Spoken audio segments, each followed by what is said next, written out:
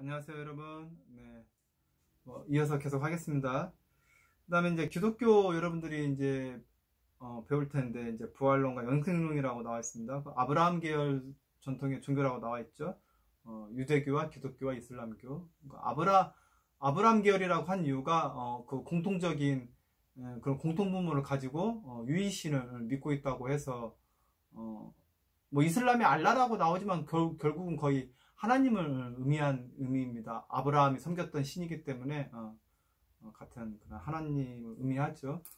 그러니까 사실은 같은 하나님을 기독교, 유대교, 이슬람 다 같은 하나님 맞습니다. 예, 여러분들 다른 하나님 아닙니다. 네. 우리 하나님의 형상이나 뭐 이걸 본 적이 없는데 이들이 생각하는 신은 같은 우리가 말하는 하나님입니다. 저기 천주교에서 얘기하는 하느님이니까 뭐 우리 기독교에서 믿는 하나님하고는 다르다 뭐 이렇게 얘기하면 정말 죄송한데 그러시면 정말 세상 사람들 너무 저기 벽이 많죠. 네. 그렇죠? 저기 천주교에서 하느님이라고 쓰든 개신교에서 하나님이라 쓰든 같은 하나님인 거죠. 유대교의 하나님도 마찬가지입니다. 네. 야훼라고 하는 그런 야훼 이제 하나님인데 이제 메시아가 와서 이제 우리 천국을 건설할 것이다. 그리고 모세 율법을 바탕으로 한다. 여기서 율법은 이제 모세 오경이라고 나와 있죠. 모세 기원전 1세기경 구약 성경이 완성됐다고 그랬는데 이제 쓰여지기는 거의 BC 1000년이나 1500년 전부터 써가지고 BC 1세기경에 이제 구약이 완성되죠. 모세오경이 이제 그 창세기, 출애굽기, 레위기, 민수기, 신명기 이 5가지 경전, 5가지 그 모세가 이제 썼다라고 하는 게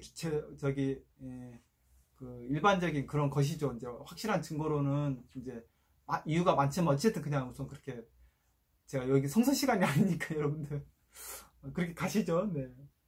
모세가 썼다 안 썼다 막 이런 의견을 막 여기서 논란할 수는 없고 어쨌든 그런 그 5가지를 거의 율법으로 믿고 근데 율법이라고 하면 그 5가지 경전의 중심인데 그 나라의 민족 막 어떤 어떤 규범 이런 것들이 다 들어간 게 율법이죠. 그래서 유대교는 이런 모세 율법을 바탕으로 하는 종교다.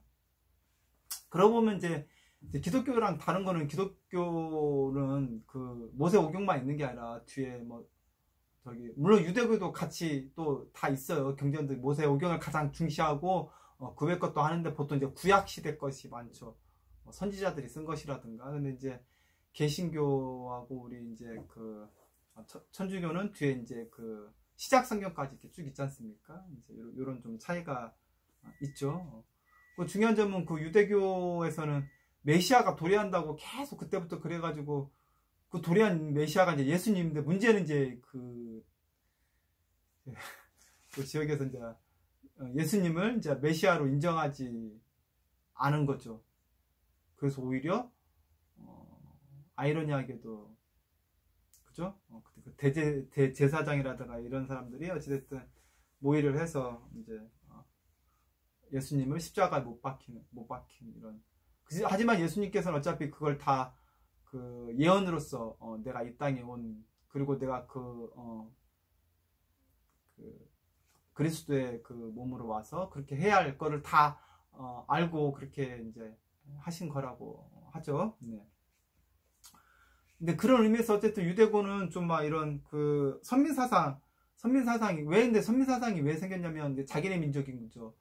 자기네 민족이 먼저 그 구원을 받을 수 있는 특별하게 구원을 받을 수 있는 이런 것들이 어쩌면 그 유대인들의 이제 독특성이기도 한데 역사적으로 보면 많은 유대인들이 핍박도 많이 받았고 막 그런 2차 세계대전 그 아우슈비츠 막 이런 거라든가 생각해 보면 참 끔찍하기도 한데 또 한편으로는 그 이들 스스로가 이게 선민사상에 의해서 다른 민족을 이제 배척하는 강한 이제 이런 것들도 같이 섞여져 있는 것이 좀 좀 그렇습니다. 그래서 요즘에 아직도 그 이스라엘과 팔레스타인이나 이스라엘이나 보면 다 그 민족이 같은 조상이죠. 어떻게 보면 엄밀하게 얘기하면 진화적으로 얘기하면 그쪽 민족하고 저희 한국하고는 어떻게 보면 조금 뭐 어떻게 갈라서 왔는지는 그때 제가 처음에 얘기했죠. 네. 근데 어쨌든 좀 민족이 다르죠. 우리는 뭐 우랄, 알타이, 뭐 몽골어족 이쪽이지 않습니까? 예, 어쨌든 같은 민족끼리인데 지금 아직도 지금 그러고 있죠. 저기 좀 그런 게 있죠. 아, 그래요. 어쨌든 예수님을 메시아로 인정하지 않았기 때문에 그런 일이 발생했고, 그래서 유대교인 거고, 대신에 성서를 이렇게 믿는. 그러니까 뭐 유대교회 하면 막 사이비종교 뭐 이런 게 아니라 여기도 똑같은 하나님을 믿는 것이고. 그래요. 근데 이제 어쨌든 그 유대교의 역사를 어쨌든 여러분들이 막 다 볼 필요는 없는데, 뭐 아무튼 모르겠어요. 저희 나라는 저 아이러니하게 여러분들이 아시다시피 우리나라는 그냥 우리나라 뭐 예를 들어 고구려 백제 신라 옛날에 뭐 그다음 통일 신라 시대 나오고 뭐 고려 시대 나오고 이러지 않습니까? 조선 시대 나오고 끼케야 우리나라 뭐 가야 조금 있었지만 우리나라끼리 뭐 뭔 말인지 아시죠? 우리나라 같은 민족끼리 조금 이렇게 선 좀 갈랐다가 뭐 거의 뭐 그러니까 그리고 또 중요한 점 우리나라는 여러분들 아시다시피 뭐 해물도 많고 그 바다가 있고 육지는 뭐 키울 게 많고 뭐 잘 자라고 아시죠? 잘 자라고 그 기후가 좋아서. 근데 이쪽 유대교 이쪽 땅이 이쪽 아무튼 뭐 사막 이쪽 밑으로 사막 물론 이렇게 기름진 땅이라고 뭐 기름진 땅을 약속했다는데 그 위에 약간 있어요. 뭐 저기 그 지도 보시면 그나마 이집트 일부하고 뭐 아무튼 이스라엘이 그 어찌됐든 그쪽 밑에랑 그쪽 보면 아무튼 좀 척박해요. 막 이때 시대 때도 보면 막 척박해요. 그러니까 그 어떤 먹고 사는 문제, 땅에 대한 문제, 그 유목을 했지 않습니까? 그러니까 그 정착을 못했기 때문에 정확한 어떤 그 나라의 개념이 명료하지 못해서 그러니까 땅을 주실 거다, 이게 하나님이 땅을 줄 거다, 막 이런 어떤 약속에 막 이렇게 좀 그런 걸 좀 중시 좀 하지 않았었나. 예. 그래서 뭐 심판하러 와서 뭐 이렇게 막 그 왕국을 세울 거다, 막 이런. 그러니까 왕국이 없으니까, 나라가 없으니까 이제 그런 역사적인 거를 우리가 같이 고려를 해야 돼요. 뒤에 나오지만 뭐 문자주의냐, 뭐 개혁파냐, 뭐 이런 거 나오는데 그 나라의 역사나 환경을 좀 이해할 필요는 있어요. 우리나라는 좀 옛날부터 그러니까 좀 이렇게 토지가 비옥한 그렇게까지 막 이렇게 그 민족이 막 섞일 일 거기는 또 이렇게 유럽이랑 뭐 이집트 아프리카랑 또 이쪽 동아시아랑 막 이렇게 막 섞이는 곳이어가지고 아무튼 막 이게 좀 힘들었던 곳이에요. 그러니까 여러분들 우리나라는 뭔 말인지 아시겠죠? 그냥 우리 한민족. 예? 그러니까 여러분들과 좀 감사하게 생각해야 합니다. 예. 복을 주신 땅입니다. 예.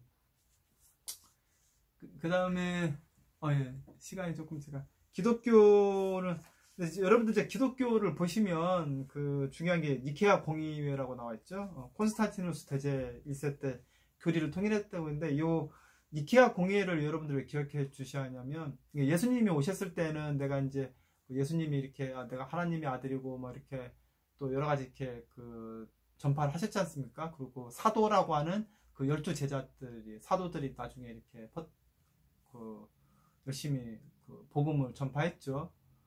그리고 바울은 사도는 아닌데 사도 바울이라고 이제 해주죠. 그래서 많은 성경을 쓰고 이제 그랬는데 이제 로마에서 이제 그 기독교를 이제 그 300년대에 그 기독교를 이제 인정을 하면서 교리가 너무 막 이렇게 많으니까 그리고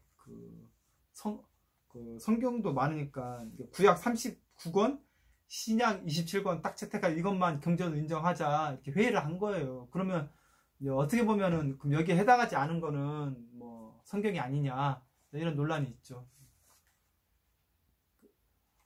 합의한 사람들이 어떤 사람인지야 이제 공부를 많이 한 사람들이겠지만 이해되시죠? 그래서 아직도 그 외경들을 참고를 많이 하시는 분들도 계세요. 근데 참고를 해야 하는 이유는 예를 들면 그 막달라 마리아, 그 마리아의 행적이라든가 근데 그 시대 때는 그러니까 여자 굉장히 차별이 심했던 거죠. 그래서 정통 페미니즘 하신 분들은 기독교를 많이 이렇게 부정하는 이유가 남성 가부장적이고 여성을 아예 그냥 뭐 성경이든 뭐든 예수님이 그랬다는 건 아니에요. 예수님은 오히려 뭐 가난한 사람, 여성, 뭐 부처님도 마찬가지였죠. 부처님도 그 시대 때 막 여자는 아예 그냥 막 그랬던데 부처님 예수님은 어찌됐든 이거는 진짜 근데 어쨌든 제가 얘기하려는 거는 여러 가지 정치적인 목적에 의해서든 뭐 마리아의 행적이라든가 이런 것들은 뭐 성경에서 뺄 거 빼고 이런 것들이 있기 때문에 이제 외경을 무시할 수는 없다. 이제 중요한 점은 뭐 그 삼위일체라든가 이런 것들도 이 니케아 공의회 때 뭐 삼위일체를 하자, 삼위일체 이론을 만드는 거죠. 이 삼위일체를 하자. 그 전까지는 없었다가 그래요. 뭐 니케아 신조 때 이제 사도신경 우리 여러분들이 외우고 있는 뭐 사도신경 같은 거를 만들었고 승천하신 뒤에 이제 이 땅에 심판하러 이제 재림을 하실 것이다 이렇게 기독교도 믿고 있죠. 네. 많은 신학자 공부 많이 하신 목사님 신학자 좀 열린 신학자 분들이 그런 말도 하세요. 막 이게 신학자라는 얘기는 여기 우리가 기독교 대학이라든가 기독교 학과가 있지 않습니까? 그분들 대다수 목사님을 겸직하고 있어요. 목사 그 자격이 있으시죠. 농담으로 이때 사도들이 지금 2100년을 보면 아직도 예수님이 안 오셨대? 아직도 예수님이 재림 안 하셨대? 뭐 이런 그냥 농담을 한다기보다는 이제 사도들이 지금을 보면 가장 의아해할 게 뭐냐? 2000년이 지났는데 아직도 예수님이 안 오셨다. 뭐 이런 거. 이건 제가 한 얘기가 아니고 그런 공부를 많이 하신 그런 신학 목사님들이 하신다. 어쩌면 어찌됐든 그 하늘에 계신 예수님께서 어찌됐든 언젠가는 심판하러 와서 이제 믿는 사람과 믿지 않는 사람을 이렇게 분리를 할 거다. 그래서 믿지 않는 사람은 지옥으로 가. 어쩌면 근데 이런 부분 때문에 기독교 신앙에 대해서 굉장히 조금 이렇게 반발이 있는 많은 분들이 있으신 것도 알고 있습니다. 근데 그 교재에는 이렇게 나와서 제가 옆에 교리를 부연 설명을 좀 하고 싶은 건, 제가 얘기한 게 아니라, 이게 어쨌든 이거를 전공한, 교수님, 그러니까 신학을 전공하신 교수님이자 목사님들이, 많은 분들이, 국내든, 미국이든 유럽이든 많은 분들이, 믿지 않는 사람은 지옥에 간다. 딱 이렇게 얘기할 수 없다라고 얘기하십니다. 그 얘기는, 무슨 말씀인지 아시겠죠? 그러니까 하나님이나 이제 그분들이 결정하실 일이지 우리가 뭐 믿지 않으면 지옥에 간다. 뭐 예를 들면 여러분 아시겠습니까? 뭐 통일신라 시대 뭐 우리나라도 그렇고 예수님이 그때 태어나셨을 때 뭐 여기까지 어림도 없었지 않습니까? 저희도 조선 시대 뭐 후기에나 이제 그 신부님들을 통해서 들어왔는데 그 전에 그러면 우리가 선조들은 다 지옥에 갔냐? 이런 질문도 하시지 않습니까? 그죠? 우리나라 말고도 뭐 아프리카 원주민도 있고, 뭐 미국 원주민도 있고, 그런데. 어쨌든 이렇게 믿지 않는 사람은 뭐 지옥에 간다. 이렇게 단순하게 문자주의로 얘기하는 건 위험하다. 제가 얘기한 게 아니라 정말 공부를 많이 하신 신학자, 교수님, 목사님들이 얘기하신다. 그래서 우리가 좀 종교라는 거는 좀 더 이렇게 깊이 있게 공부를 하면 불교나 무엇이든지 깊이 있게 좀 공부하면 힌두교도 마찬가지예요. 좀 그 종교가 가지고 있는 그러니까 사람들이 만들어낸 애초에 그거를 만드신 분 말고 나중에 사람들이 이렇게 교리로서 만들어낸 것들이 많아요. 직급이라든가 어떤 헌금을 하는 문제라든가 이게 완전 그리고 우리나라식의 어떤 교회라든가 색깔이 다 문화가 다르지 않습니까? 그러니까 그런 것들을 좀 이해하려는 노력이 난 필요하다. 그래서 여러분들이 죄송합니다. 시간을 그래서 교파 간의 견해 차이가 나와 있네요.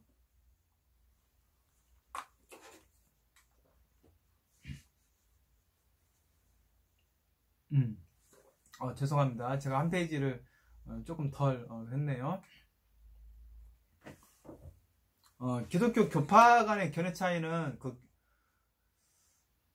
불교는 어떻게 보면 소승 대승 선종 교종 교리를 중시하냐 수행을 중시하냐 티베트 불교 요즘 미국에서 얘기하는 약간 그런 종교적인 색채를 뺀 불교 색채를 뺀 불교죠. 미국 불교는요.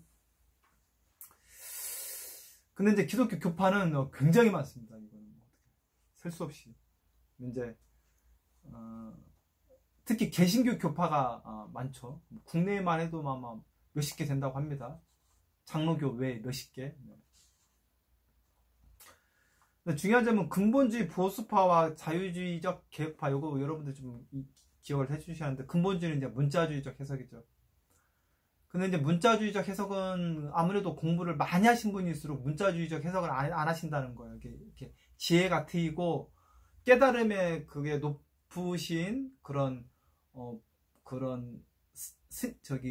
불교를 공부하신 뭐 법륜 스님이 됐든, 해민 스님도 뭐 당연히 뭐 하버드대 얘기 안 해도 공부 많이 하시다 오셨지 않습니까? 그래서 교수하시다가 해민 스님이 됐든 법륜 스님이 됐든, 혹은 뭐 기독교에서도 그 토마스 머튼이라고 또 수행을 오래 하신 그 천주교 토마스 머튼 신부님도 불교를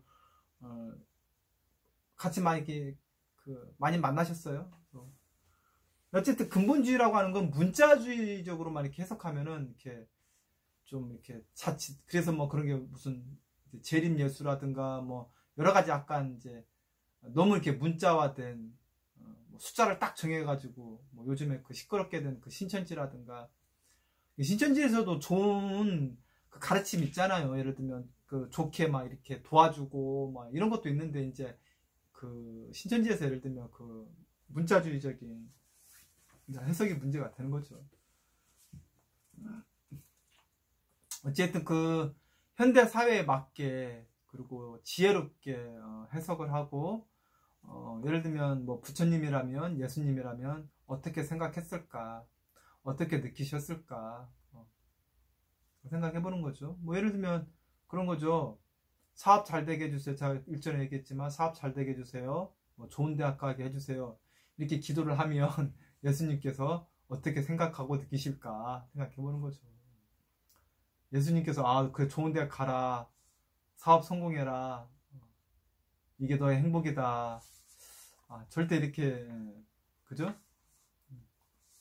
예수님이 설법하신, 뭐 부처님이든 예수님이든 말씀하신 것 중에서 뭐 그렇죠.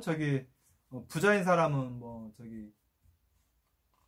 바늘구멍이라고 하지 않습니까? 뭐 천국에 가기가 바늘구멍이다. 근데 물론 그 시대 때 그 상황을 얘기한 거지, 오늘날에 부자인 사람이 다 지옥에 간다, 그렇게 또 그게 이제 그렇게 해석하면 그게 이제 문자주의적인 해석인 거죠. 여러분들이 이제 그렇게 해석을 하지는 않으시는데, 어찌됐든 그렇게 물질을 추구하는 게 굉장히, 그거는 그 수행을 하고 내 마음을 이렇게 청명하게 하는데, 또 예수님이나 하나님과 뭐 혹은 다른 여러분들이 믿으시는 것과 연결되는데 좀 방해가 되죠. 그래서 가톨릭에서는 이제 그 연옥이라고 하죠. 정화를 위해서 잠시 머무는 곳, 림보라고 그랬네요. 이제 예수님을, 그리스도를 만나지 못했던 사람들. 어떻게 보면 이런 카톨릭이 좀 이런 면에서는 좀 죄송합니다. 시간이 지금 생각해도 제가 앞에서 얘기했었죠. 그 개신교 교수님이신데도 뭐 예수님을 몰랐다고 해서, 하나님을 몰랐다고 해서 꼭 지옥에 가는 건 아니다, 그렇게 얘기했듯이, 가톨릭에서는 이렇게 림보 이런 걸 인정하지 않습니까? 문제는 이제 영원이라고 했는데, 어쨌든 이런 교리는 사람들이 만들었다는 것을 여러분들이 기억하시면 돼요. 중요한 점은 여러분들이 지혜와 여러분들 스스로의 깨달음을 통해서 어떤 그 성장을 시키는 것, 영적 성장을 시키는 것이 중요하지, 사람들이 만든 교리를 일방적으로 받아들이는 것, 그것도 부처님이 얘기했지 않습니까? 내가 점검 없이 그냥 이렇게 받아들이는 거를 조심하라고 부처님께서 말씀하셨죠. 그래요. 선한 행위를 통해 뭐 구원받을 수 있다. 예수를 본받는 선한 행위. 근데 이거 왜 얘기했냐면, 그 기독교에서는 선한 행위는 아니지만 믿음을 통해서 구원받는다. 그게 좀 틀리죠. 그러니까 행위냐 믿음이냐는 것이 계속 또 논란이 있죠. 논란이 있는데, 기독교에서는 이제 믿음을 통해서 구원받을 수 있다 이렇게 얘기하지만, 행위를 강조하지 않는 건 아니지만, 이것도 또 문자적으로 얘기하지 않지만, 근데 저라면은 행위는 되게 무척 어리석은데, 불교에서 얘기하는 어리석은 행위로 인해서, 제가 여기서 얘기해서 좀 어리석어가지고 남들을 도와준다고 도와주는데, 도와주는 행동마다 남들한테 이렇게 피해를 줘. 왜냐면 어리석어서. 뭐 상한 음식을 주거나, 상한지도 모르거나, 뭐 자동차를 뭐 아는 척 한다고 도와준다고 했다가 오히려 더 고장내서 뭐 자동차 가다가 어디 근다거나, 뭐 이게 마음은 도와주려고 하는데 어리석어서 그런 것도 있고. 어찌됐든 그러니까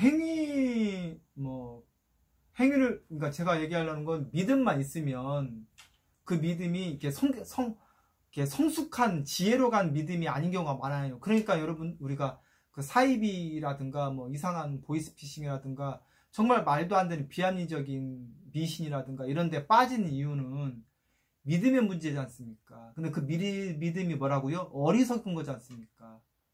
그러니까 사실 저는 행위나 믿음 둘 다가 굉장히 이렇게 계속 이렇게 수행을 하고 닦아내서 발달을 시켜서 지혜롭게 가야 하는 게 되게 중요하다고 제가 보는 입장이지, 일반적인 그냥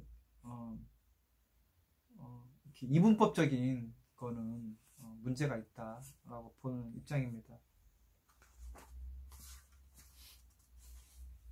그래요.